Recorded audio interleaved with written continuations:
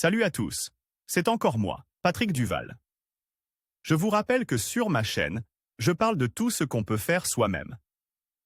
Abonnez-vous si vous aimez bricoler, il y aura plein de choses intéressantes.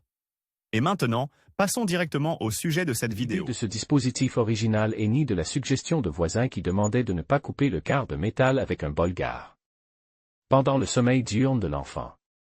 Vous aurez besoin de un morceau de rail numéro 10 d'environ 1 mètre, convient au numéro 12, 14, 16, 18 et même 20, si vous n'avez pas peur du poids.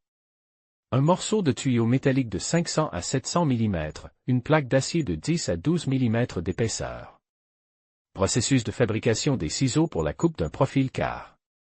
Sur la plaque métallique, un pied à coulisse à mâchoire en alliage de carbure marque les contours des ébauches des futurs couteaux.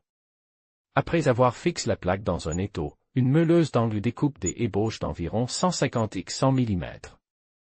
Le marquage est effectué au centre des extrémités courtes à l'aide d'une pointe métallique et d'un marqueur permanent contraste.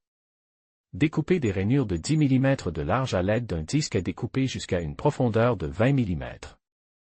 Après avoir coupé les coins extérieurs des rainures à 45 degrés, on obtient une paire de lames finies. Important, les bords des rainures doivent être aussi nets que possible. L'une des lames est soudée perpendiculairement à la paroi à l'extrémité du canal métallique avec une soudure double face. La deuxième lame doit être équipée d'un levier. Pour ce faire, à l'extrémité de la section du tuyau, le bolgar fait un trait de scie dans lequel une autre ébauche de lame est insérée et soudée. Bolgar avec roue de coupe, inverseur de soudage, pied à coulisse, angle, dessinateur de métal, marqueur.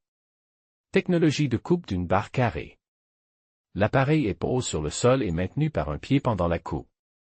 Dans les conditions de l'atelier, vous pouvez fixer le canal au sol à l'aide de boulons d'ancrage. La section carrée est insérée dans la rainure de la lame inférieure. Le levier avec le second couteau est placé sur la barre du côté opposé du canal.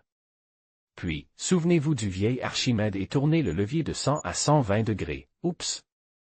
Vous avez un tronçon de barre dans les mains. En l'absence d'électricité.